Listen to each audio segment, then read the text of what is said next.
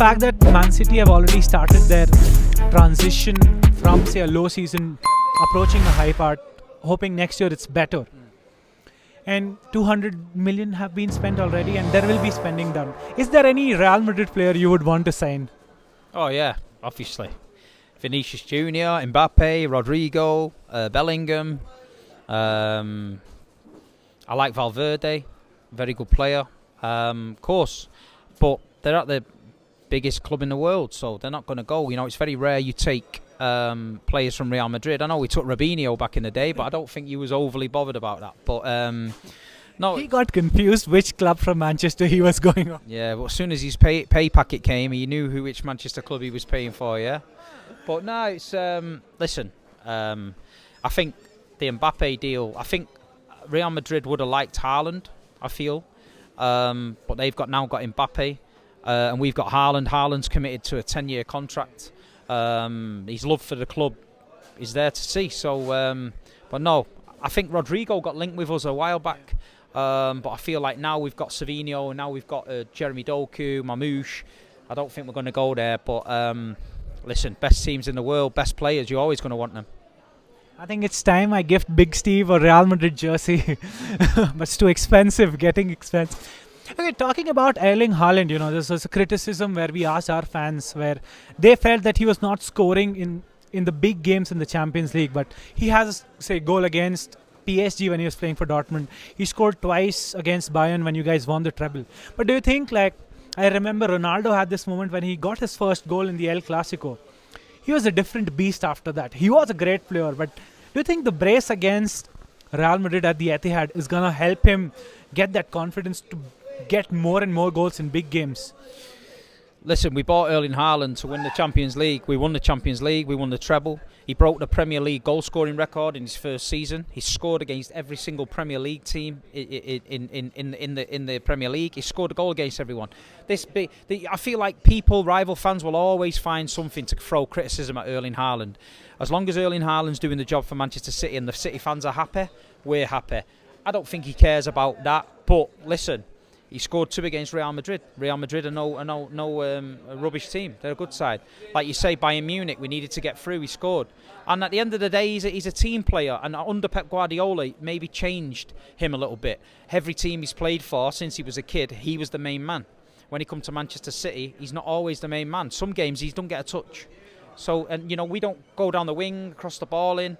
Like Dortmund did, Haaland, and he's still scoring goals. So Erling Haaland's been fantastic for Manchester City. We love him to death, and like you say, 10 more years, we're happy, and we don't care what anyone else thinks. That's fair enough, and I think criticism is there for everyone. This came from one of those fans when we asked them, we're going to meet you, what do you want to ask him? And that was one of those questions. Talking about, what is that one thing you would want Pep Guardiola to change?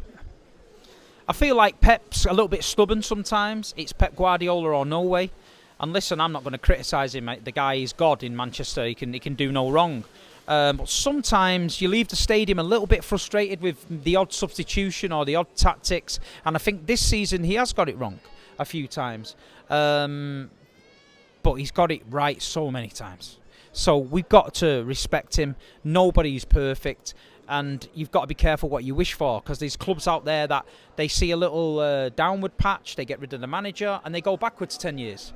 You know, we've won things we can only dream about. We've been in situations I can only dream about. You know, as a fan, there's many fans like me, bigger than me, that have been going 50 years, have seen more than I've seen, and they will all tell you that Pep Guardiola is the greatest for us. But listen, I'm not going to stand here and tell Pep Guardiola what to do. I'm just going to say, carry on doing what you're doing. One thing I think Pep Guardiola does, he evolves as a manager.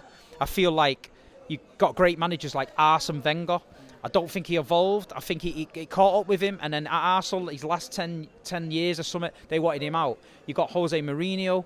At 1 minute, he was the head of his game. Then all of a sudden, it was my way, no way, very stubborn. He going floating around Tottenham, Man United. He was rubbish.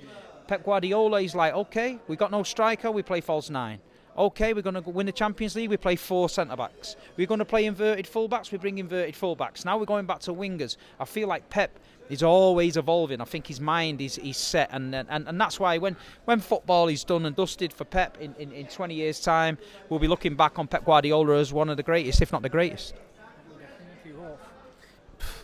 I think he's a bigger rival at Real Madrid than Leo Messi. I would say that. Yeah, well, they say he couldn't win the Champions League without Messi, and he won it with Man City.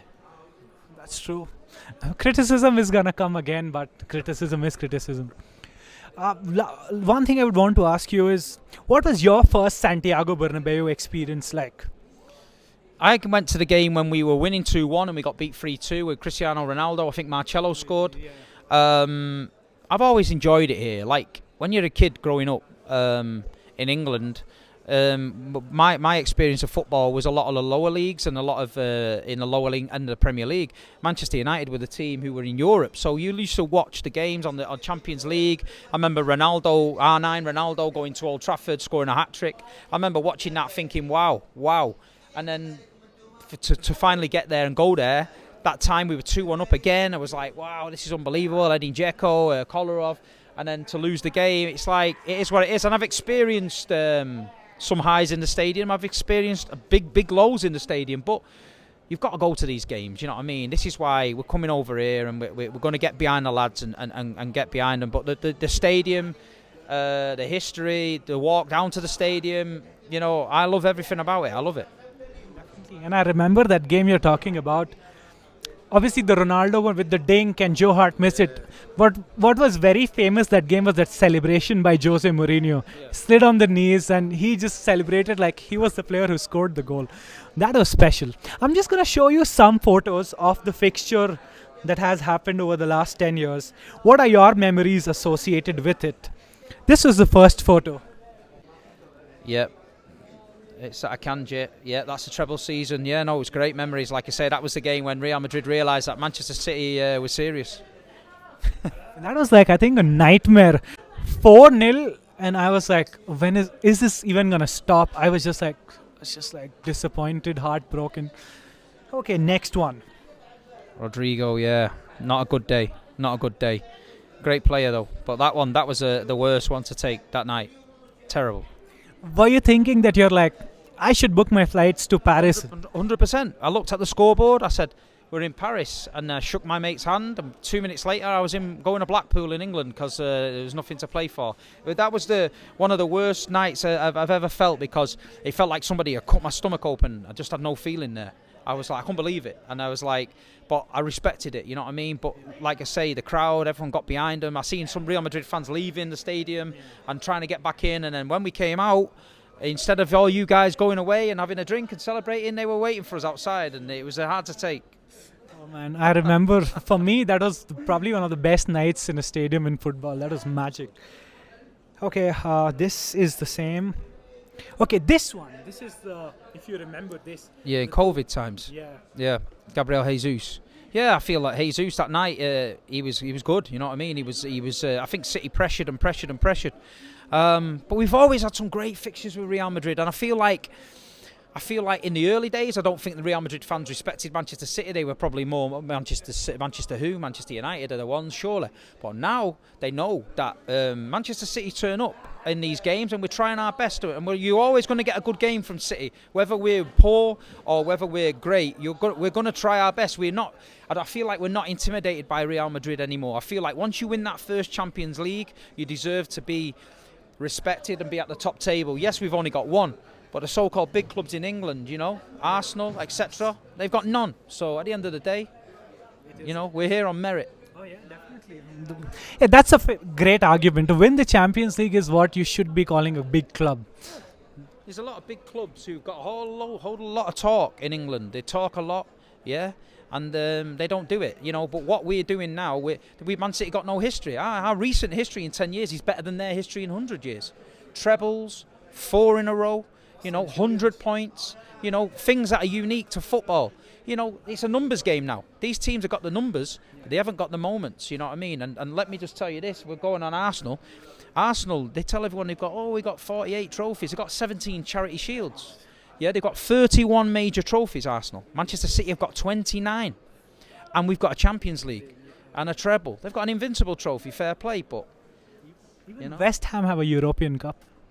Well, this is it. Arsenal got a couple of UEFAs and that, but listen, I love it with the Arsenal because, you know, we got to get stuck into it. They've got no Champions League. You're not a big boy club until you've got the big boy cup. Okay, definitely. What about this moment? I think it was an own goal that decided the tie. Yeah, Gareth Bale. Yeah. Yeah, no, he wasn't very good there. That was that Pellegrini? Yeah. Yeah, was that the semi-final? Yeah, semi-final. Yeah, I came to that. It was I don't think we were ready for it. I remember being in this square. There was thousands of City fans here, but I think everyone was more interested in sunbathing and getting drunk. Nobody, when we got in the stadium, everyone was asleep. So, and the team didn't perform. No. This is a great move by Gareth Bale, I remember, but it was an own goal after all. We had Wilfried Boney up front, so this tells you everything you need to know. Wilfried Boney. It's been a while I heard his name. Okay, what about this? This is last year. What were your emotions through at the Etihad? You know, like, probably, I just say a stat. This was the first victory Real Madrid had at the Etihad. It's penalty shootout. And the first leg victory was the first in the history against Man City at Etihad. No, it was a great game of football. Manchester City did everything we could do to see a great team like Real Madrid camped in their own half, defending. But at the end of the day, the mission was to win a football match. Doesn't matter how you do it, the mission was to win. Yeah. We took the game to a lottery. It's a 50-50 lottery there. And at the end of the day, they won it. You can't complain it. It's one of them things. And I came out of there and thought, you know, it is what it is. Historic moment for us, for sure. Rudiger just watching the goalkeeper and then placing it, and I was like, oh, we have beaten Man City. Because I remember I was scared. Before the game. And before you go, Big Steve, I have a small gift for you, because it's a 4-year in a row you're coming. Thank you. This is the replica of the Santiago Bernabéu. Oh, thank you very much. The new one. Yeah, the new one, because you've been coming here 4 years in a row, 6-7 times in total. I think it's high time you had one. No, yeah, you got me a shirt last year, Raul's shirt. I respect it, and you guys have always been good to me. And like you say, I love the city. I love the football. I'm a football man, and to come to Real Madrid, it's an honour for me to come here and watch my team here. And like you say, I'm hoping for a great game on Wednesday night. And I just hope that you said the Rudiger goal went down in history. I just hope that we've got some history on Wednesday. Fingers crossed that doesn't happen. Please, the magic of the Bernabeu has to continue. But this was Sid with Big Steve for Let's Be Real. Listen, these guys are real. You know, it says let's be real. They are real. They go into the games. They're bringing you good content. I feel like when I first came on the channel, I really enjoyed it, and I was open and honest. And I've said to many guests, you know, you need to go on with these guys. Some of the channels I go on, they can be a little bit clickbaity and drag you into certain scenarios. I feel like you guys are genuine. The passion for Madrid shines through. You're out here on a Monday night, you know, doing the stuff. And I just feel like you've got to keep going. And any Real Madrid fans out there, any Madristas out there that want good content, you guys are bringing it. So listen, I've got 100% respect for you guys. We've got a great relationship over the last 4 years. We're all close. We speak, and it's great to see you guys doing what you're doing, and I wish you all the best for the channel. Thank you so much. Big Steve said it, and we value it a lot. Thank you guys for following us. Keep watching. Hala Madrid.